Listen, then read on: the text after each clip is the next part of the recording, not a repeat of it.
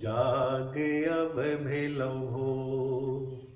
खूब सोवत चैन खोवत मन मानो तोर बबुआ, जाग अब भेलौ हो।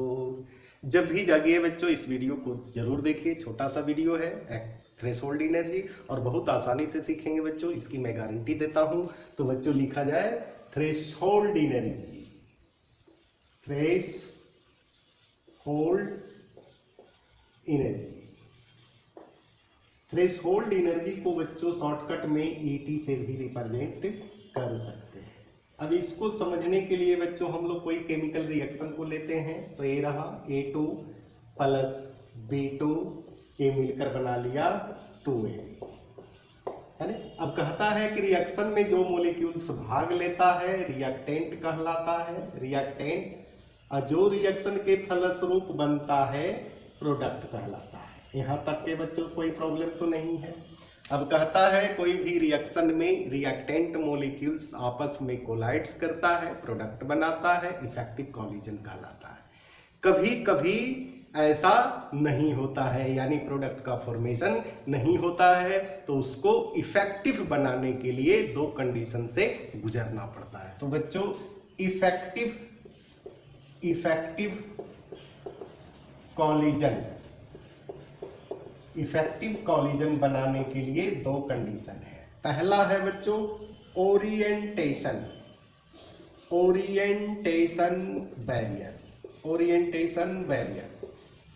बैरियर। अब कहता है इसमें जो है बच्चों आपको प्रॉपर डायरेक्शन होना चाहिए, प्रॉपर डायरेक्शन होना चाहिए। अगर प्रॉपर डायरेक्शन है तो आसानी से चिपकेगा मॉलिक्यूल्स। जैसे A है, B है। अब यहां बच्चों देखिए A और B जो है सामना सामनी है ना, आसानी से चिपका ही करेगा, यानी A बना लेगा आपका AB, कोई प्रॉब्लम नहीं है। एक इसका भी सेम कंडीशन है बच्चों, सामना सामनी है, आसानी से एक दूसरे चीज से चिपक जाएगा, A भी बना लेगा आपका AB। तो A आपका हो गया इफेक्टिव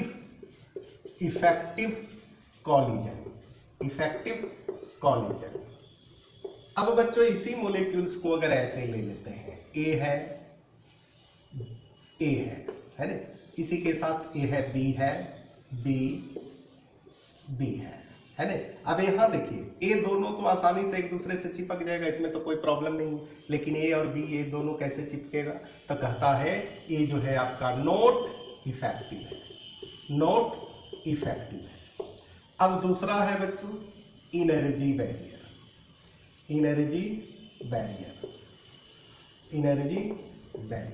अब कहता है रिएक्शन को संपन्न कराने में रिएक्टेंट को कुछ एनर्जी की आवश्यकता पड़ती है, और वो एनर्जी मिलने के बाद बैरियर को क्रॉस करता है। तो एनर्जी बैरियर पर हम लोग आ जाते हैं बच्चों, एनर्जी बैरियर।